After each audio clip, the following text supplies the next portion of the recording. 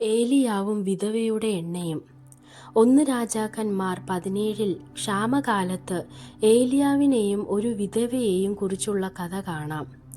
ദൈവം ഏലിയാവിനോട് സാരേഫത്തിലേക്ക് പോകാൻ കൽപ്പിച്ചു. അവിടെ ഒരു വിധവ അവനെ ഭക്ഷിപ്പിക്കുമെന്ന് ദൈവം അറിയിച്ചു. ഏലിയാവ് അവിടെ എത്തിയപ്പോൾ ഒരു വിധവ അവിടെ വിറക് പെറുക്കിക്കൊണ്ടിരിക്കുകയായിരുന്നു. അവൾ അത്യന്തം ദരിദ്രയായിരുന്നു. അല്പം മാവും അല്പം എണ്ണയും മാത്രമേ അവൾക്കുണ്ടായിരുന്നുള്ളൂ.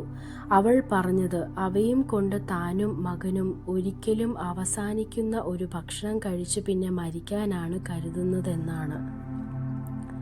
ഏലിയാവ് അവളോട് ആദ്യം തനിക്ക് വേണ്ടി ഒരു ചെറിയ അപ്പം ഉണ്ടാക്കി തരാൻ ആവശ്യപ്പെട്ടു. പിന്നെ അവൾക്കും മകനും ഉണ്ടാക്കാമെന്ന് പറഞ്ഞു.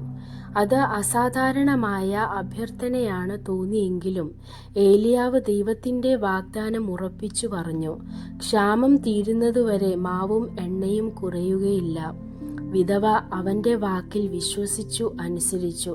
അത്ഭുതകരമായി മാവും എണ്ണയും ഒരിക്കലും തീർന്നില്ല. ഓരോ ദിവസവും അവൾക്കും മകനും ഏലിയാവിനും മതിയായ ആഹാരം ലഭിച്ചു. മരണം പ്രതീക്ഷിച്ച അവസ്ഥ ദൈവവിശ്വാസത്തിലൂടെ ജീവനും പരിപാലനവും ആയി മാറി. ഈ കഥ നമ്മെ പ്രധാന പാഠങ്ങൾ പഠിപ്പിക്കുന്നു. ഒന്നാമതായി, അഭാവത്തിൽ പോലും ദൈവം വിശ്വസ്തനാണെന്ന് കാണിക്കുന്നു. സാധ്യമല്ലെന്ന് തോന്നുന്ന സാഹചര്യങ്ങളിലും അവന് പരിപാലിക്കാനാകും. രണ്ടാമതായി, അനുസരണയും വിശ്വാസവും എത്ര പ്രധാനമാണെന്ന് വ്യക്തമാക്കുന്നു.